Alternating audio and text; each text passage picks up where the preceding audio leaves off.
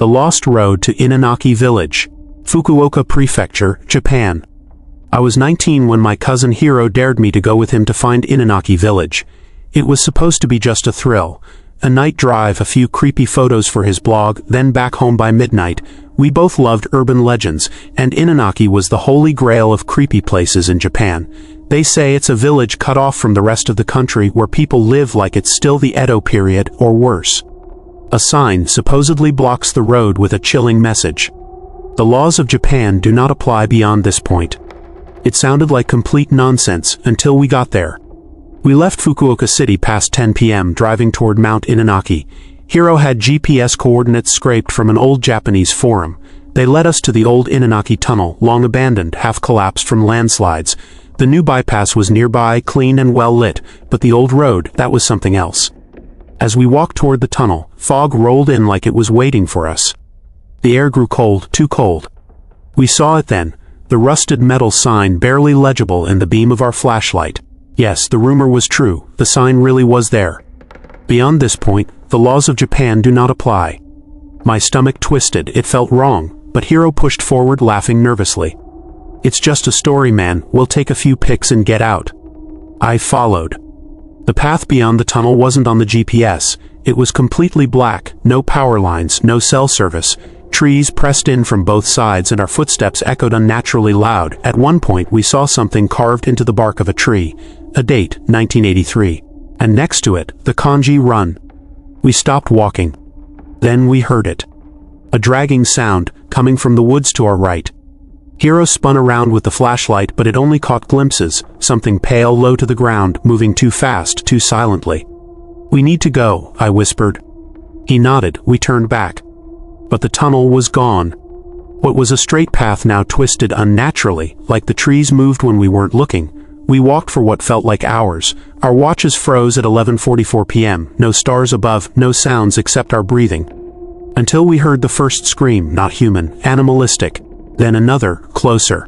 Then voices, men whispering in dialects I couldn't understand. I swear I heard Hiro's name being whispered from the trees. We ran. That's when we saw the torii gate, shattered, leaning to the side. A few stone steps led upward, toward what looked like a crumbling wooden house. I didn't want to go up.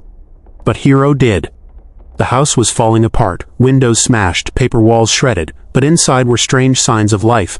A lantern still lit, a bowl of something fresh on the tatami, dustless footprints. Then Hiro froze. Dude, look at this. On the wall was a row of photographs, old, black and white. All of them were of strangers, their faces scratched out violently. Except the last photo. It was us. Taken that night, in front of the tunnel. I screamed, something growled behind us. We bolted out of the house. Somehow we stumbled back toward the tunnel entrance. The sign was gone, but the exit was visible, the real world on the other side. As we crossed, I looked back. There at the mouth of the forest was a figure, bent, wearing old farmer clothes, no face, just skin stretched where the mouth and eyes should be. It lifted one hand slowly and waved. I didn't sleep that night. We made it back to the car. It was daylight, but 2 days had passed. Our phones were dead. We both had deep scratches on our arms and legs. When we showed the film from Hiro's camera, every photo was corrupted, except one. It was that photo in the house. Us. But our faces were now scratched out too. Do you believe in cursed places? Because I do now. Inanaki Village isn't just a legend. It's waiting.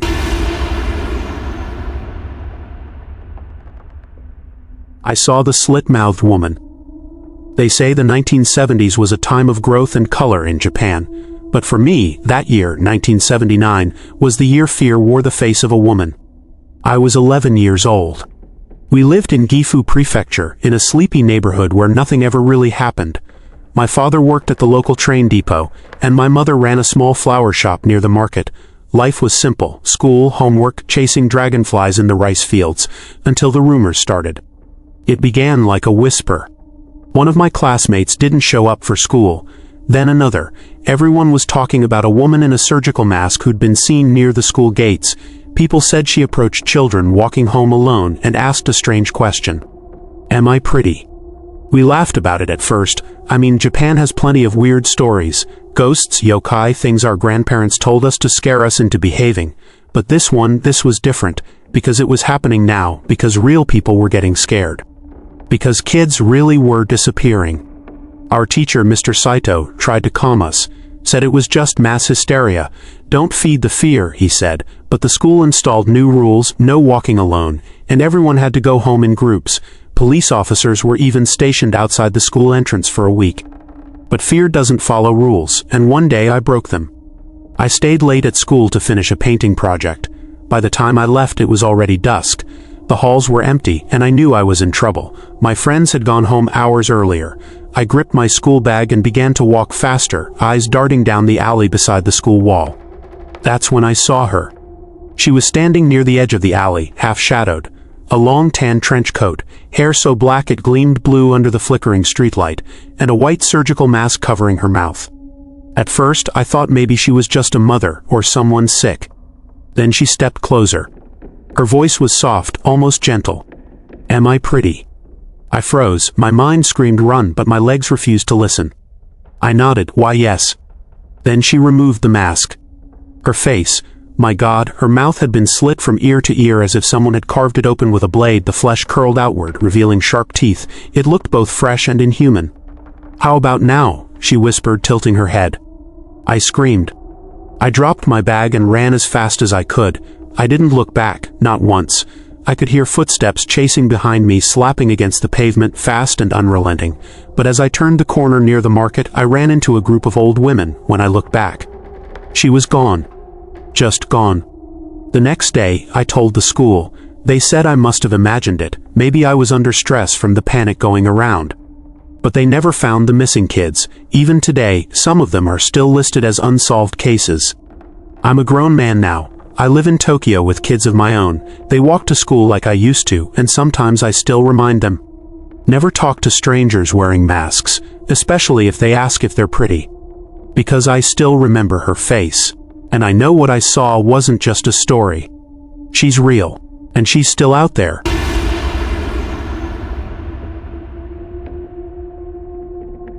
The Curse of Oiwa. I didn't believe in theater curses until I joined a production of Yotsuya Kaiden in Tokyo. Back in the early 2000s, it was supposed to be just another acting gig. I was young, eager, and excited to be part of something so deeply rooted in Japanese tradition. Yotsuya Kaiden is a famous ghost story written in the 1800s, based on the tragic life of a woman named Oiwa. She was said to be a real person. A loyal wife betrayed and poisoned by her unfaithful husband. Her face was disfigured by the poison, and when she saw what had become of her beauty, she went mad and died. The legend says her angry spirit came back to torment her husband, driving him insane. It's just a story, right? That's what I thought, until strange things began to happen. Our director was a stubborn man. He scoffed at the old superstition that actors should visit Oiwa's grave at Myogyoji Temple in Tokyo before performing her story. We're artists, he said, not schoolgirls afraid of ghosts. We never went. The first sign came during our first week of rehearsals. The actress playing Oiwa slipped on stage violently. She fractured her ankle. The replacement, she had a seizure in the dressing room during her first day. They brought in a third actress. She dropped out after waking up with long scratches down her back with no explanation. I still remember how pale she looked when she quit. I heard her, she whispered, a woman crying in my ear. She said, "Give it back." Things got worse. Lights would burst during scenes. Props moved on their own. At one point a mirror cracked right after someone painted Oiwa's disfigured face on it. I swear I saw the crack form like a scar right across the cheek. Some of us wanted to back out, but the director insisted we go on. Opening night arrived. During the final scene where Oiwa's ghost returns to torment her husband, the actor playing the husband collapsed on stage. He was rushed to the hospital, brain hemorrhage. He survived, but his right eye, Oiwa's poisoned eye, went blind, just like in the story. The media thought it was publicity, but we knew better. After that, the director agreed to take us to her grave. We lit incense, bowed, apologized. He looked shaken. I think he saw something that day, but he never spoke about it. What's eerie is this. Across decades, every film and stage adaptation of Yotsuya Kaiden has suffered accidents, deaths, or mental breakdowns. Even big names in Japanese cinema don't dare take on the role without visiting her grave first. Some pay monks to perform rituals before shooting. People say Oiwa's spirit doesn't want to be forgotten. She wants the world to remember what was done to her, and punishes those who mock her pain. I've never acted in another ghost story since, and if anyone ever asks you to join a performance of Yotsuya Kaiden, let me give you one piece of advice. Visit her grave first, and never ever look into the mirror while in costume. Because sometimes the face staring back isn't your own. Whispers beneath the trees. My name is Takuya. I don't talk about this often, not because I'm scared, but because I don't think people would believe me. But if you're listening, I want you to know that what I'm about to share is true. I swear it on my life. It happened in August 2013, the height of summer, but the moment we stepped foot into Aokigahara, the air turned cold. I had joined a group of urban explorers, 3 of us, all college friends, eager to film a documentary about Japan's most haunted places, and nothing was more infamous than Jukai, the Sea of Trees, the suicide forest. We arrived early in the morning, the sky clear, the kind of morning that made you feel safe, but that feeling didn't last. The deeper we went, the quieter it got. No birds, no wind, even our own voices seemed muted, like the forest was absorbing sound. I remember checking my compass. It spun slowly, like it was unsure of where north was.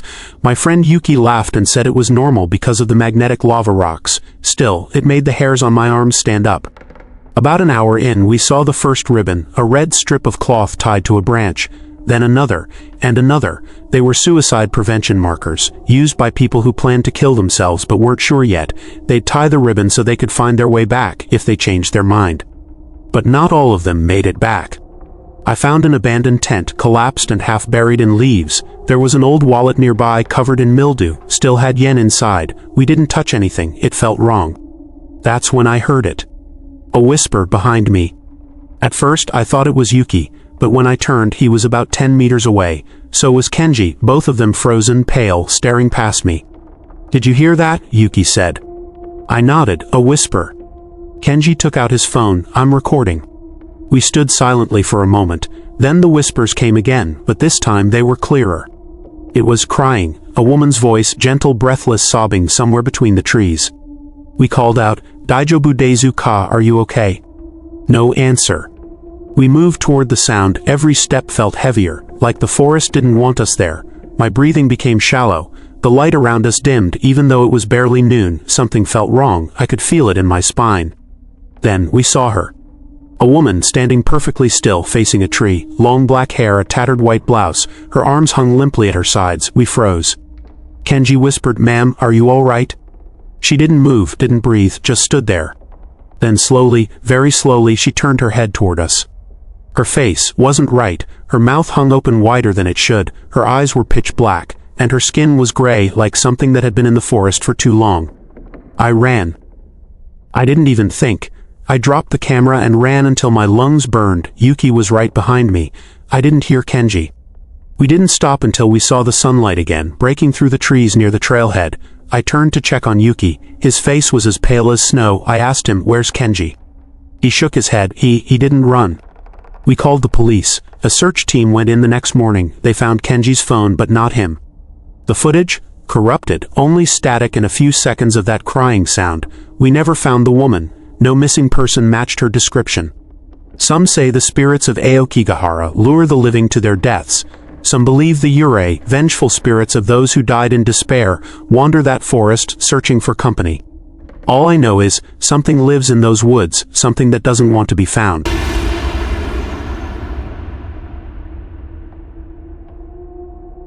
The Cursed Shoot at Mount Koya. I was only 19 when I joined the crew of a Jijeki period drama film starring the great Denjiro Okochi. It was the summer of 1953, and we were filming on location near Mount Koya, a sacred place of pilgrimage where over 100,000 Buddhist monks are buried. I was just a grip, a gopher, carrying equipment and cables, but I felt proud to be part of something grand. Little did I know, it would be the last film some of us would ever work on. The trouble started the first night we arrived. An old monk approached our director, warning him that the area we were setting up in, a grove near Okunoan Cemetery, was off limits after dark. "These trees watch you. Don't insult them with your lights and shouting," he said. But the director, proud and drunk, laughed it off. He shouted back, "Are the ghosts unionized? Do they need a permit too?" The crew chuckled, but I didn't. I remember the second night shoot clearly. Fog rolled in thick and silent, muffling our sounds. We were setting up a sword fight scene, right under a massive cedar tree. As we waited for Denjiro to get into position, one of the sound guys started gagging. He said he saw someone behind the tree, a woman in white holding a lantern. "She has no feet," he whispered. We checked, nothing, just fog and ancient gravestones. The next day, that same sound guy, Ishikawa-san, didn't show up. The hotel said he checked out around 4 a.m., muttering something about monks without faces. He was found the next day, face down in a shallow stream, his lungs full of water. The autopsy claimed drowning, but it hadn't rained in days, and he was found with his eyes wide open like he died in fear. The producer wanted to pack up, but Denjiro insisted we finish. "Bad luck follows cowardice," he said. 2 days later, the assistant director's camera caught fire. Not the film. The actual camera body melted during a shot. No one could explain it, and when we replayed the reels that survived, there was something. A blur, a smudge, a tall figure in the background, standing in place where no crew member was assigned. The priest consultant on the set nearly fainted when he saw it. We continued filming despite the deaths. Big budget, tight deadlines. Then on the 6th night, the crane operator, Sato, fell from his perch. Even though the safety harness was still clipped, he landed on a gravestone, his spine shattered. He died before the ambulance arrived. That night, I overheard 2 monks arguing outside the temple where we stayed. One said, "They stirred the quiet ones, the forest will take balance." The other just nodded. By the time we finished the shoot, 4 people had died, 1 drowned, 1 from falling, 1 by electrocution from a light rig, and the last, a young actress, reportedly died by suicide just 2 weeks later. She slit her throat in her home. Her note only said, "He kept knocking on the walls. I thought I left him there." The film was never released. The producers shelved it for spiritual reasons. Denjiro Okochi never spoke of the film again. He passed away in 1962, and at his funeral, one of the surviving crew whispered to me, "We weren't filming a movie, we were digging into a grave." I still have the call sheet from that cursed shoot. I keep it locked in a drawer. I don't visit Mount Koya. I don't even watch Jijeki anymore. People say ghosts aren't real, maybe. But I know one thing for sure, some places don't want to be seen, and when you bring cameras into their shadows, they stare right back.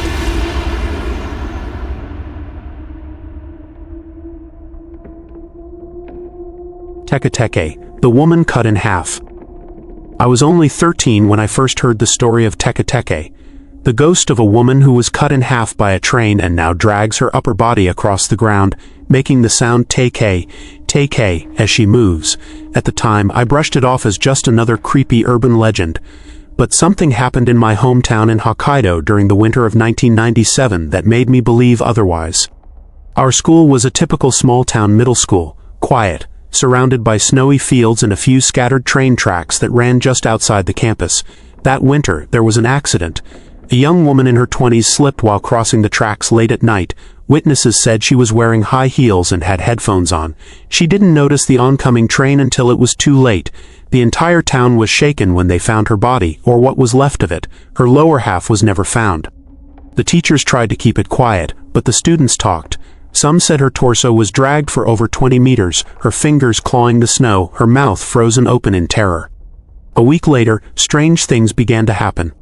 My friend Kaori was the first to see her. She was walking home from cram school just after sunset, headphones on, when she noticed something moving on the ground near the pedestrian overpass by the tracks. She described it to me the next morning with wide, shaking eyes.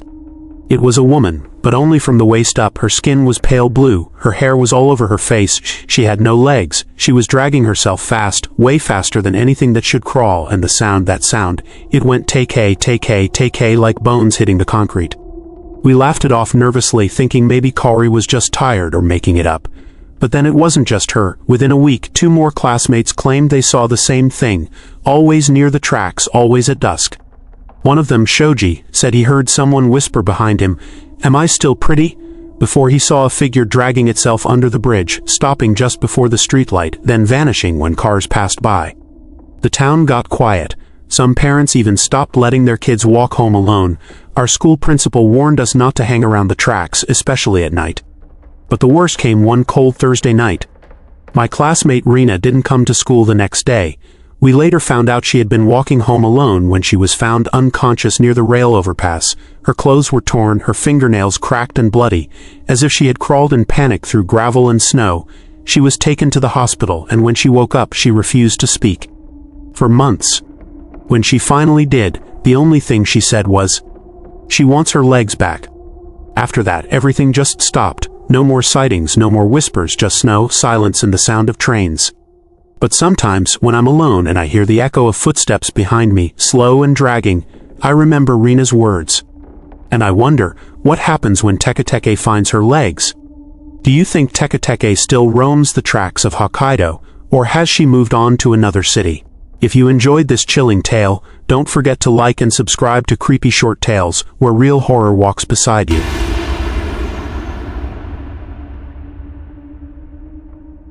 The Monster with 21 Faces. They called him the Monster with 21 Faces. To this day, no one knows who he or they were. This is one of the creepiest real unsolved cases in Japan, and I remember it because it made everyone afraid to buy candy.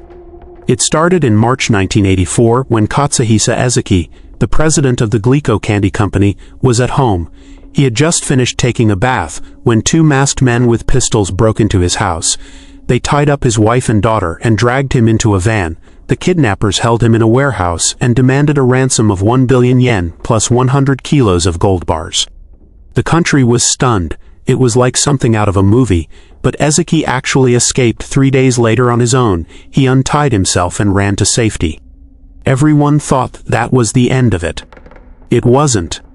Weeks later, a letter arrived at Glico headquarters. It read, "To the stupid cops, are you idiots? We've put poison in Glico products. We'll make you hurt if you don't listen. This is the work of the Monster with 21 Faces."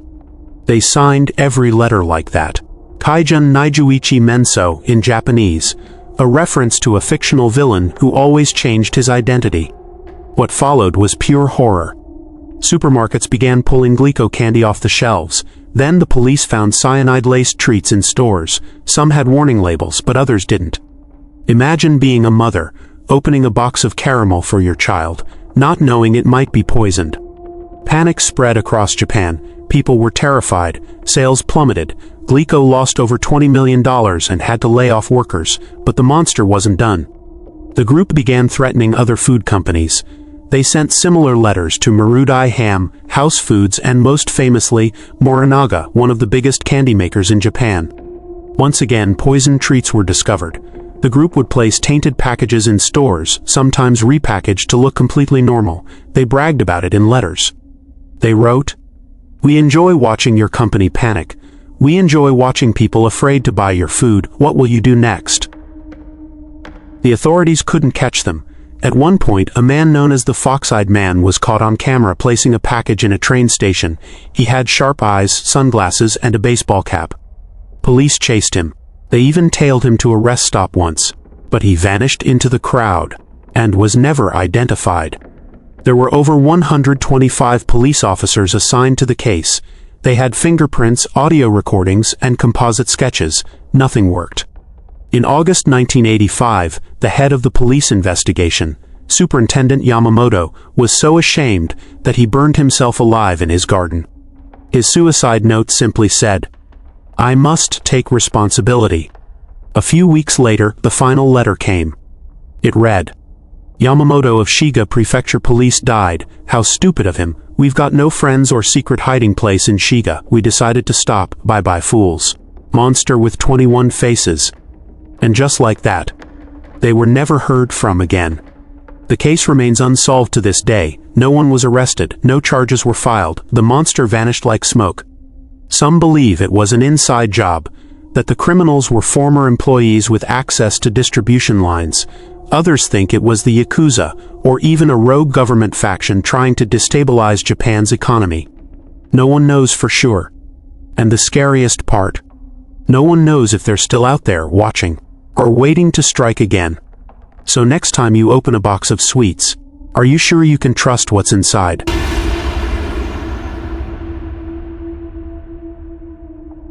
The Haunting of Room 302, Akasaka Mansion, Tokyo.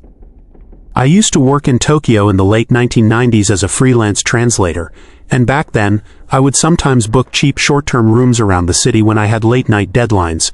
One of the places I frequented was a somewhat run-down apartment hotel called Akasaka Mansion, located in Minato Ward, just a short walk from the Akasaka Mitsuke station. It was nothing fancy. Old carpeting, stained wallpaper, dim hallway lights that flickered like in some low-budget horror film, but the rooms were cheap and close to the train. That's all that mattered to me. Until the night I stayed in room 302. It was the front desk clerk who gave me the key without hesitation, but the way she hesitated for just a second, the way her hand paused mid-air like something was wrong, I should have taken that as my first warning. Room 302 was at the far end of the third-floor corridor. The hallway felt colder than the rest of the building. The moment I stepped in, the air inside was dead still. No airflow, no hum of the old AC, just stillness. The room itself was clean but smelled faintly like old metal and vinegar. The lights worked, the bed was made, nothing looked out of place except for the mirror. It was one of those half-length vertical mirrors screwed into the wall near the bed, but the surface was warped, like it had been cleaned too many times with acid. The reflection seemed off, I don't know how to explain it, like it was a split second behind my movements. I chalked it up to exhaustion and started working. Around midnight, I heard something strange. Tap, tap, tap. Not from the hallway, but from inside the room. I turned off the electric fan, held my breath. Tap, tap. It was coming from the mirror. I stood up, got closer. The tapping stopped, my reflection stared back at me, but it wasn't doing exactly what I was doing. When I lifted my hand, it followed, but lagged. Then suddenly it smiled. I didn't. I backed away so fast I tripped over the small table and knocked over my water. The noise must have jolted something in the room because at that moment, the lights flickered, and the closet door, which I know was closed before, creaked open slightly. I grabbed my things and rushed out. At the front desk, I demanded a different room. The clerk, maybe thinking I was drunk, reluctantly agreed, but when I mentioned room 302, she suddenly looked dead serious. She leaned in and said, almost in a whisper, "That room is sensitive. People complain. They say they hear voices, crying. One guest scratched his own face bloody after looking in the mirror too long. Another left in the middle of the night and was found walking barefoot along the expressway." I asked her why they still rented it out. She said, "Management doesn't believe in ghosts, but no one stays there twice." I stayed 2 more nights in a different room, but I avoided the 3rd floor altogether. Years later, I returned to that area. Akasaka Mansion was still there, but room 302 had been sealed shut. The door was bolted and a small wooden talisman hung above it, a protective ofuda, like the ones used in temples to seal away evil. I'll never forget that warped mirror, or how my reflection smiled back when I didn't.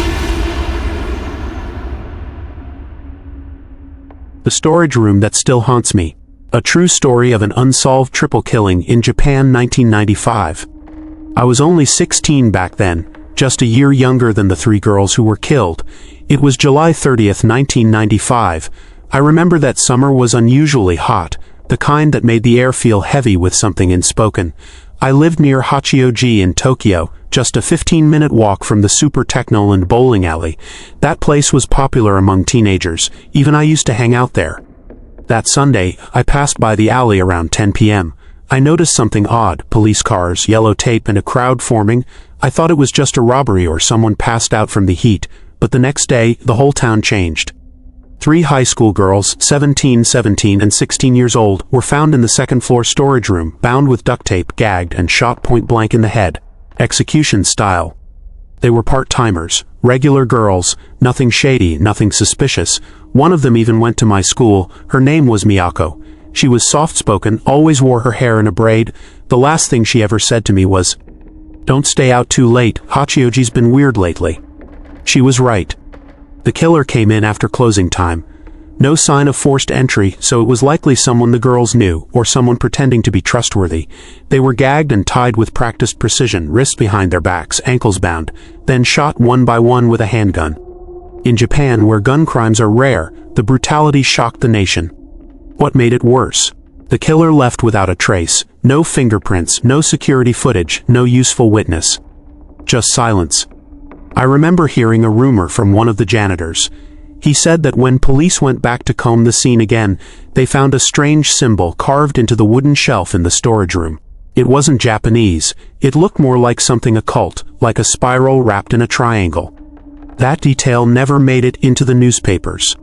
They also say a girl working in the arcade next door saw a man in black loitering behind the bowling alley a few days before the murder.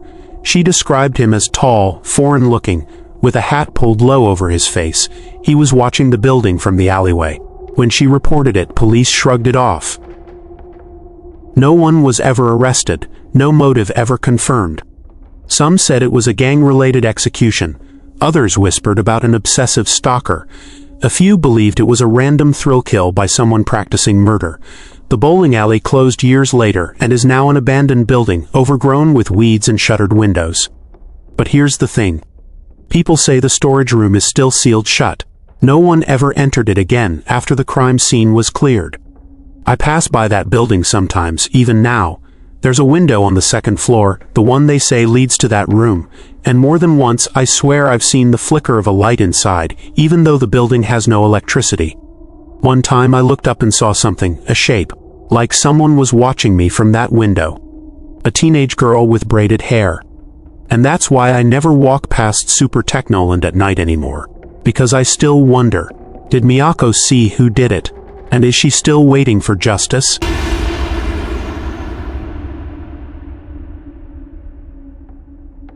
Kasaragi Station. I never thought something as ordinary as taking the train home could turn into something this terrifying.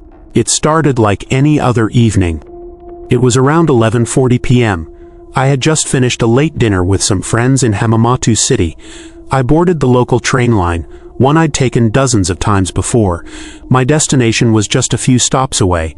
I expected to be home by midnight. But that night, the train never stopped. At first, I didn't think anything of it. I figured maybe I had dozed off and missed my stop.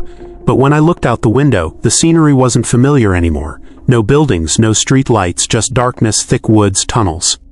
I pulled out my phone to check the map, no signal. I looked around.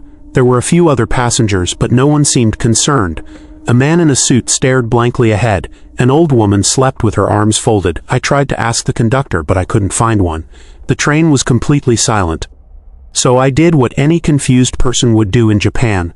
I posted about it on 2channel, the biggest forum at the time. Hasumi, I've been on this train for 20 minutes past my stop. It's not stopping. Is anyone else experiencing this? Replies came fast. Are you sure you're on the right line? Maybe it's a special overnight train. Try pressing the emergency intercom. I did. Nothing happened. I started to panic. Hasumi, the train just passed a sign that said Kasaragi Station, but I can't find that station on any map. Has anyone ever heard of it? The responses slowed down. Then someone replied, Kasaragi Station doesn't exist. Are you trolling? But I wasn't. I swear I saw the sign, Kisaragieki. The train finally stopped there. The doors opened. There was no announcement, no lights on the platform, just silence. Against my better judgment, I got off. I was the only one who did. The station was small, no staff, no vending machines, no signs of life, just a rusted bench and a cracked platform. I posted again. Hasumi, I'm at Kasaragi Station now. It's completely empty. No one's here. It's cold. I think I heard a bell ringing from far away. One user replied, whatever you do, don't leave the platform. Stay on the train if you can. It might be a spirit station. But it was too late. The train had already left. I started walking, hoping to find a road. I had no choice. My phone battery was dying, 13%, no GPS, still no signal. Hasumi, I found a small tunnel. There's no one here, just trees and dirt roads. I think I hear drums now, or footsteps. I'm scared. Someone replied, you need to find a shrine, or wait until sunrise. Don't trust anyone you meet.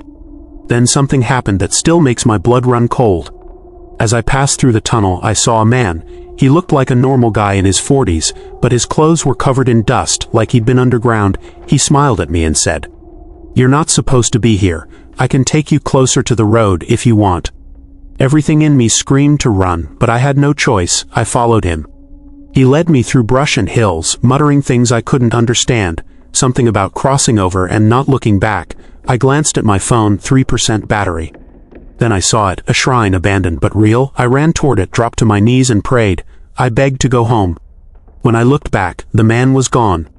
That was the last message Hasumi ever posted. No one knows what happened to her. Her IP address stopped responding. Police never found a trace of anyone by that username. Some claim it was a hoax, but others believe she really crossed into a spiritual boundary. Even today, train lovers and urban explorers search for Kasaragi Station, but it's never been found on any map or GPS. Some say if you fall asleep on a late train and hear a station name you don't recognize, don't get off. You might never come back. Did that story send chills down your spine? If you felt the creepiness creeping in, or caught yourself looking over your shoulder, then don't forget to like this video and subscribe to CREEPTALES, where real stories, real fear, and real darkness come alive. Because the next tale might just be your own.